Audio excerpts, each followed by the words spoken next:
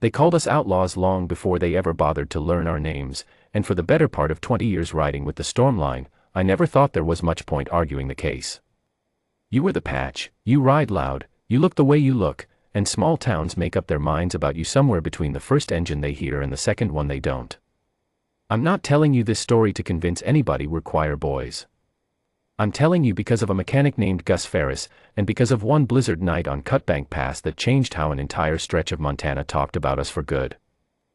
Gus ran the only garage for 50 miles on that stretch of old Route 2, a low cinderblock building at the foot of the pass with a hand-painted sign and a coffee pot older than some of our prospects. He wasn't one of us and never wanted to be, just a quiet widower in his late 50s who fixed bikes the way his father had taught him to fix tractors, fair and honest, no markup for the leather and the patches. We'd been stopping there for years on the long runs up to Glacier, and in all that time Gus never asked a single one of us a question he didn't need the answer to in order to fix what was broken. I remember the first time I rode through that pass, maybe 22 years old and dumber than a bag of hammers. I'd blown a gasket 40 miles from anywhere and limped into Gus's lot expecting to get fleeced the way bikers usually do at places that don't know any better. Instead he looked at the bike, looked at me, and quoted me a price so fair I almost felt bad taking him up on it. He handed me back $2 in change I hadn't asked for and told me to drive safe, like I was somebody's nephew instead of a stranger covered in road grime and chrome polish. That was Gus. He treated every one of us exactly the same whether we tipped him $40 or counted out exact change from a coffee can. What we didn't know, because Gus never once mentioned it, was that he was 2 months behind on a loan he'd taken out 3 years back when his wife Margaret got sick. He'd sold the truck, sold the good tools, worked nights stocking shelves at a grocery store 40 minutes down the mountain, and still the number kept climbing faster than he could chase it. The bank had already sent the first notice.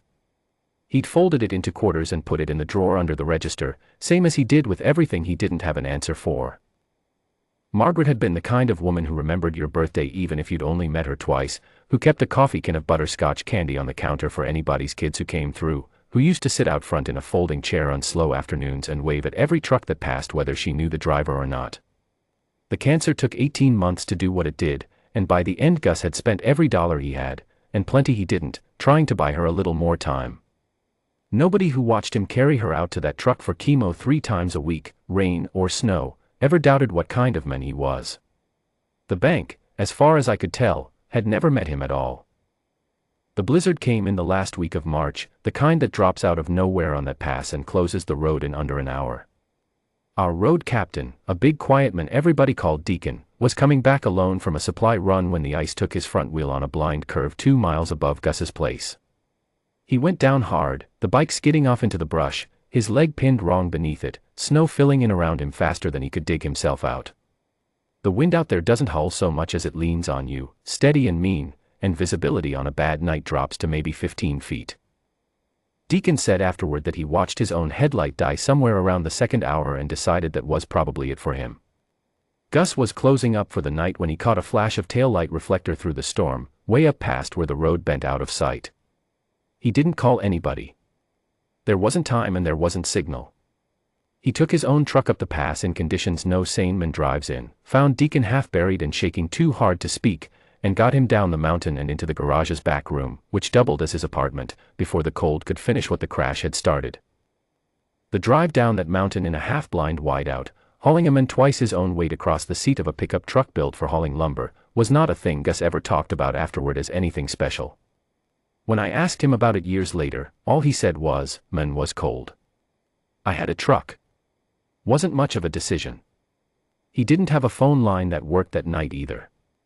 What he had was a wood stove, every blanket he owned, and 40 years of knowing how a body behaves when it's too cold for too long. He sat up with Deacon until past 4 in the morning, feeding the fire, checking his breathing, talking low and steady about nothing in particular just to keep him present. By the time the storm broke and Deacon could finally get a message out to the clubhouse, he'd already decided 2 things, that Gus Ferris had saved his life, and that the wrecked bike sitting in 3 pieces in the garage bay was the least of what he owed the man. Gus wouldn't hear a word about payment. Deacon told me he tried 3 separate times to press money into the man's hand, and each time Gus just shook his head and said something about how a man doesn't charge for the easy part.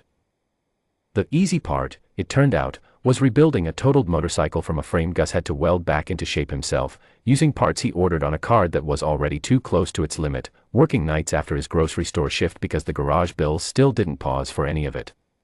It took him 6 days. He never once mentioned the bank.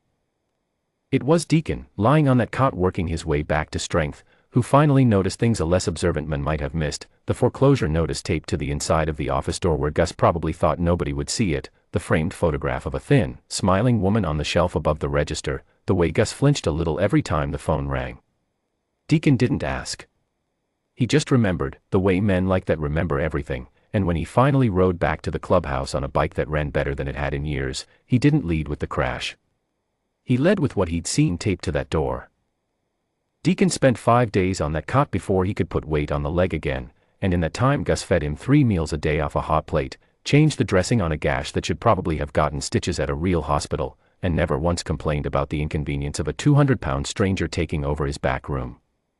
They didn't talk much, the way two quiet men often don't, but Gus did tell him, one night with the wood stove ticking and the wind finally dying down outside, about how Margaret used to make him laugh so hard during her treatments that the nurses would come check on them, worried something was wrong.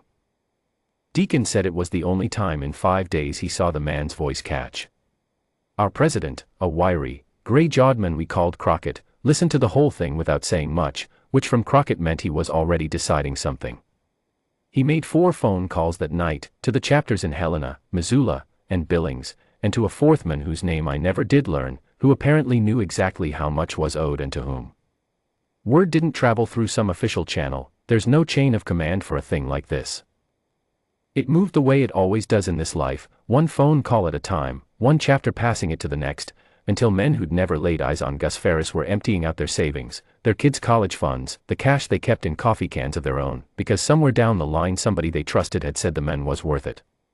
By morning the number wasn't a secret anymore, and neither was the date the bank intended to padlock Gus Ferris's garage for good, the second Saturday in April, 10 o'clock sharp. We didn't tell Gus any of it. He spent that week the way he spent every week, fixing what came through the door and saying nothing about what was coming for him. On the second Saturday in April, a man named Pruner from First Mountain Bank drove up Old Route 2 with a padlock, a clipboard, and a deputy riding along for show. What he found instead, starting about a half-mile out and getting thicker the closer he got, was motorcycles. Not a few. Not a dozen. Headlights first, strung out along the switchbacks below like a string of pearls, then the sound of it, a low, rolling thunder that doesn't really stop building until the engines do, all at once, in a silence that somehow felt louder than the noise had. By the time his sedan crested the last rise before the garage, the road, the lot, and half the hillside above it were filled with riders standing beside their bikes in the cold spring sun, engines off, nobody shouting, nobody blocking the road on purpose, just present, the way a crowd is present, until there was nowhere left for a man with a padlock to walk that didn't run straight through us. Deacon counted heads later, mostly out of habit. 184 riders, from 3 chapters and a handful of independents who'd heard the story secondhand and came anyway.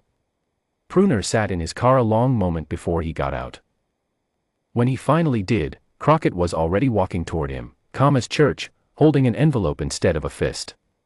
Inside it was a cashier's check covering every cent of what Gus owed, plus 6 months ahead on the note, raised in 4 days from 4 chapters who'd never met the men whose garage they were saving.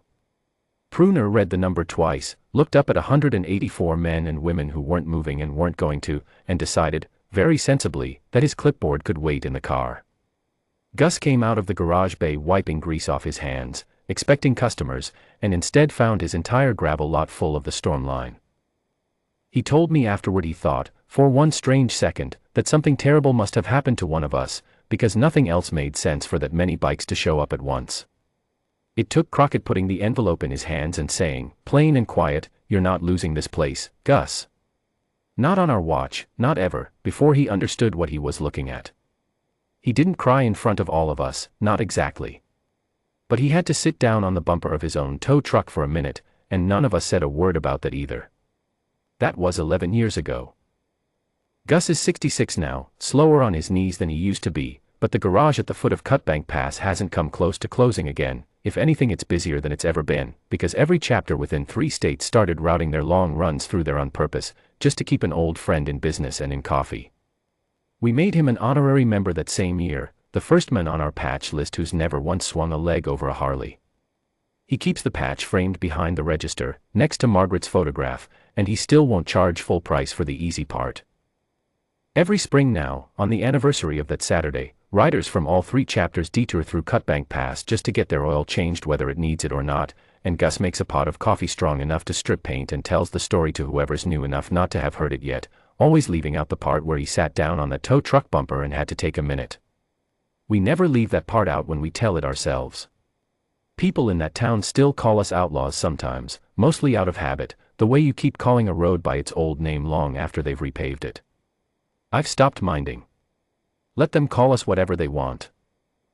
I know what 184 of us looked like standing in a gravel lot on a cold April morning, asking for nothing and giving a stranger his whole life back, and I know it wasn't the word they were thinking of.